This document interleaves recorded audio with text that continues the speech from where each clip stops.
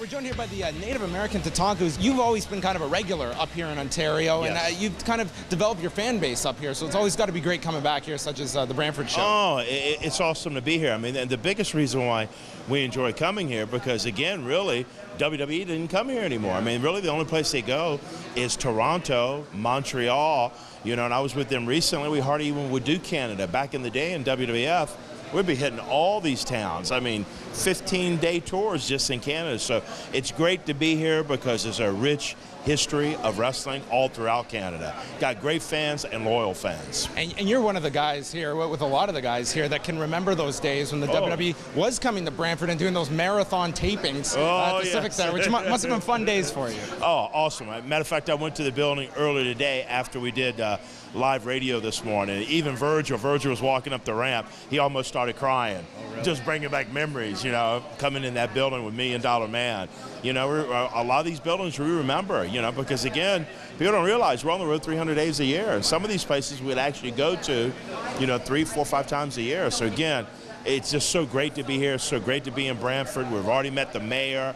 Sat down with the mayor. He's excited about what's happening. So this is going to be one of the major cities for us. And I've got to imagine as well that not only the fans you get to see, but a lot of these guys, it's kind of like a reunion, and I'm sure the memories just kind of start flowing with all you guys going back to that period. Yeah, definitely. I mean, to get all the WWE legends and Hall of Famers together, it's an honor. That's the reason it was so great in November of last year, going back to Raw, being on the old school show, and just seeing everybody from Dusty to Roddy Piper. I mean, we start talking. I mean, our generation of wrestling, we talk to each other different. We talk about the stories on the road. We talk about the wrestling business. It's different with the kids today. You know, they don't sit and love the business truly how we love the business. We'll sit down, all of us, and we just start talking away. So a lot of memories come up. That seems like one of the big differences as well as with the younger guys now. They're flying everywhere, and you had the benefit coming up in the Carolinas where you'd be in the car with these veterans for hours and hours, and I mean, that had to have just been such a huge learning experience, just hearing these guys talking about their craft. Oh my God, I mean, the first 6 years I was traveling with Undertaker. I mean, that's who I was on the road with all the time.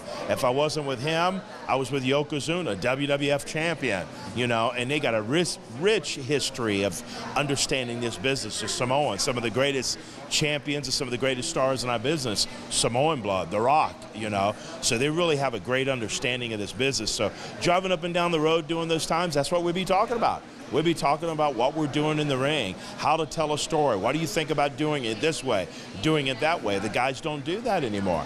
There's not that deep love in the business like with us, that we have this great respect and honor for this business. I think that's a big reason why I think guys like you should be utilized. I mean, the developmental territory, these guys are coming in and suddenly they're on TV within a year, and I mean, just being able, WWE has this great benefit of talent such as you with all these experience, and I worry sometimes that's being lost on the younger talent. Well, definitely.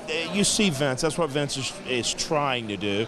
He knows that the fans love that old square. That's the reason he's been mixing all of us with those guys. That's the reason why you see even his product, his merchandising, he's mixing all the old Raws with the new Raws. So he knows that the fans want to see this, and also he knows by having us around some of the younger kids, hopefully some of the things that we learn will rub off on them. Because again, definitely WWE is looking for guys like us to help those guys, because believe it or not, even the great talent in the ring, they're missing some of the greatest things in this business that truly makes them a great superstar. How were things left after Old School Raw? Did you chat with guys like John Laurinaitis, or how did things end?